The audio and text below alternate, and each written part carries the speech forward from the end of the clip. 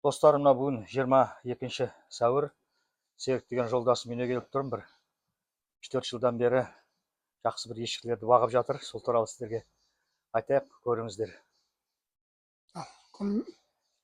Сәке, мынау ешкілеріңіз ғой енді. Ешкілеріміз. Құдай қаласа ешкілермен баққанымызға амандық болса, мына 3-4 жыл о баста есеға шығардың алдында осы ешкі бағайын деп өзім есептеген тұғым. Шамалы ағарған шейік, көргеннен кейін сүт шейік, айран қатығы бар, майы бар деп. Бұл енді жаңағы әдемі орыс ешкілері ма? Орыс ешкілері. Породистый әдемі? Породистый. Ең бірінші үлкен ешкіні алдым. Баласымен қосып 105 мыңға. Содан қалған өзінің балаларымен өсіп келе жатыр ғой. Жаймен көбейтіп жатыр. Қазір 3 ешкіңіз бар ғой? 3 ешкі бар. Мына жердің тарлығына байланысты жерін тарлау. Болады ғой осы? Осыған 3 ешкіден артық болады. Осы кеше Наурызда 3 ешкіңіз 2 лақтан тапты ғой? Жылда 2 лақтан табады. Дұрыс, тіпа-тіпа. 6 лақ болады сол. Жақсы. Керегін алып қаламын, қалған сатып жіберемін. Әдемі жақсы ешкілер. Қыстан аман-есен жақсы шықты. Қыстың күні қаманалардың бәрін жабамын, қысқа дайындаймын, жазын күні ашып қоямын. Дұрыс. Лақтары бір ай болып қалды, балып қалды. Бір ай болып қалды, 26-сына, 22-сіне бір ай болады, 23-іне. Әзір ешкілермен көбірек бірге тұрады ғой, аяғына тұрып кеткенше. Күндіз ешкі бірге тұрады.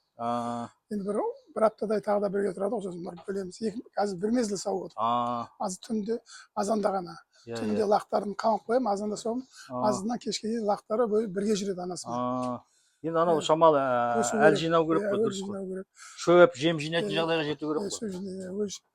Жем шөбін лақтарын ағылу керек қой. Дұрыс. Шөп жеу керек қой. Жақсы.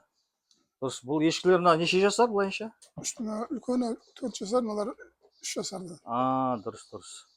Бұл ешкілердің нарықтағы бағалары қазір қанша екен лақтарымен бірге? Лақтары 100 мың, 85-100 мың болады. Дұрыс. Күнде бұлайынша неше литрден сүт береді? Азанда әр ешкі азында 1,5 литрден 3 ешкі береді. 4,5 литр. Кешке қарай 1 литрден береді, арға 3 литр. Жақсы. Кешкісін 1 литрден береді, азында 1,5 литрден береді. Ертең анау лақтарын бөлгеннен кейін шамалы көбейе ме сүті? Ол кезде 3 литрге көбейеді ғой. 3 литрге көбейеді. Жақсы ғой, мынау сиырдан гөрі экономичный, үлкен жердің керегі жоқ. Таза жерде тұрады екен, жақсы. Доғдырға көрсетіп тұрасыз, укол салдырып тұрасыз. Лақтардың несін, лақтардың мүйізін неге кестіңіз? Бір-бірімен сүзіспесін деп па? Сүзіспесін деп, келешекте. Дұрыс. Қар ғой мына жер қанша дегеніміз, қашамайды бір-біріне сүзген. Әдемі ветеринар шақырып, врач сол әдемі кесіп қойған. Дұрыс, жақсы.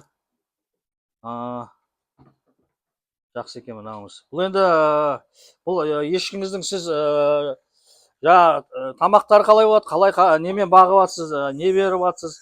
Егер көрем деген қызыққан кісілер болса, шамалы осы туралы айтып берсеңіз, Сәке. Ешкіге онша көп жем, ешкіге онша көп жем шөп керегі жоқ. Жылына 100 пресс аламын. Жоңышқа пресс қой? Жоңышқа пресс, 100 пресс. Сол бір қысқа маған 3 ешкіге жетеді. Лақтары бар бәрі. Сосын айына 2 айда бір қап сұлы, бір қап отырып, бір қап бидайдың жармасын алам. Осы үшеуін араластырып беріп отырамын. Әр ешкіге 1 келіден, азанда 1 келі, кешке 1 келі ғой. Әр ешкіге. Азында 3 келі, кешке 3 келі, 6 келі. Күнде жем жеп тұрады. Тамағына байланысты ғой, сүт беру тамағына байланысты. Қосымша анау тағы да даладан орып, көктем болды, шөптер болады ғой. Шөптер болады, орып әкеп беремін.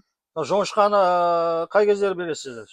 Таңертең бір мезгіл, кешке бір мезгіл ғой. Күйіс қайтаруға ма? Күйіс қайтаруға, жоңышқа күйіс қайтаруға. Жем жейді. Андай майдалап турап береді екенсіз ғой жоңышқаны? Шауып бересіз ба? Шауып беремін. Мына үшінен араластырып, күнде 1 келіден береді екен. Жемін бөлек беремін. Қыста алған жоңышқасы уже қалғаны ғой енді. Азайып келе жатыр, көктем келді. Сәкеңнің қорасы арасынан шөп жұлып береді ертең көгерген ағаштары. Жүзім. Дұрыс, Сәке.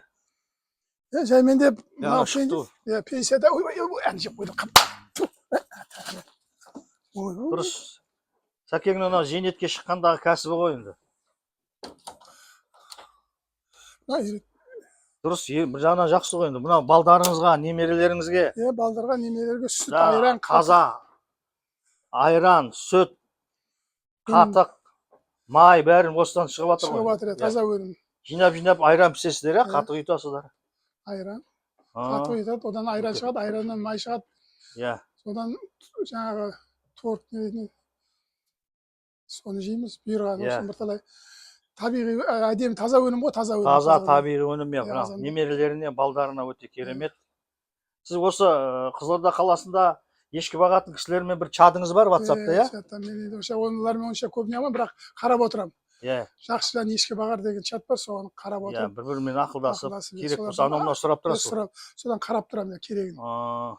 Жақсы чат, сонда өте керемет. Иә. Жігіттер мырза, жақсы жігіттер күліп отырған. Өздерінің ақылдарын постоянно бөлісіп отырады. Өте керемет чат. Жақсы, мына қолға үйренген кәдімгі үйдің ешкілері орыстың асыл тұқымда жақсы. Қысқа жақсы, қыстың күні жақсы. Қысқа жақсы шыдайды ғой, иә? Төзімді, қысқа төзімді. Шетелден әкелген ешкілерден гөрі мына шыдамдылар бар. Төзімді білмедім мен, бірақ маған солай болып көрінеді. Өзіңіз енді неше жылдан уже бірге бағып жатсыз ғой. Лақтары әте сүйкімді. Ертең мынаны енді лақтарын еркектерін шамалы өскесін сатуыңыз да мүмкін ғой. Бәрі сыймайды ғой мына жерге. Иә, сыймайды. 3-4 ешкіден алсам. Иә. 2 лақ алып қалам, қалғанын сатамын. Иә. Ешкілер әзір жүре тұрады ғой, 5-6 жасқа дейін жүре ма? Жүреді, 5-6 жас. Дұрыс, әдемі, міне кәсіп балдарына, немерелеріне таза табиғи өнімдер. Порошок емес, магазинде сатылатын сүттер сияқты. Немерелерім ішеді, қандай жақсы. Иә, жақсы. Сүтін, айранын, қатығын. Денсаулыққа өте пайдалы. Сіз де өзіңіз осы неңізге байланысты сүт ішеді ғой, бірақ сізге де. Ешкінің сүтін ішіңіз деді. Денсаулыққа, асқазанға секең, өзіне де бір жағынан сол осыған бала ұстады. Жерім тарлап әйтпесе көптеп ұстап. Енді осының өзі сізге үлкен кісіге қарап тұрып, шөбін беру, жемін беру, 2 мезгіл 3 мезгіл тамағын беру де былай әдемі жұмыс. Күнделікті жақсы ғой, күнделікті шығып зарядка. Қозғалып тұрасыз, өте сізге жер. Астын тазалайсың, шөбін бересің, суын бересің, жемін бересің, астын тазалайсың, соның бәрі жұмыс ғой әдемі. Дұрыс, жақсы екен. Қимылға жақсы, қимылға. Қатты бір керек қып ұнап атқан кісілер болса, сәке телефоныңызды айта салыңыз енді. 8-705-525-72-72. 8-705-525-72-72. Қатты бір не керек болса көрерсіздер. Бірақ енді мұнаның бәрін сатайын деп атқан жоқ. Анау-мына ақылсылауға болады. Жақсы жан ешкі бағар деген чат бар, соған кірсе вообще керемет. Жақсы жан ешкі бағар. Жақсы жан ешкі бағар деген чат бар екен. Соған Қызылорда қаласы облысы бойынша. Соған кіріп, керек информация, ешкі сататын кісілер болса, солардан сұрап, көптеу істеген кісілер сатады ғой енді бұлайынша. Лағымен, әдем ұстайым деген кісілер болса, қалада таза, керемет әрі.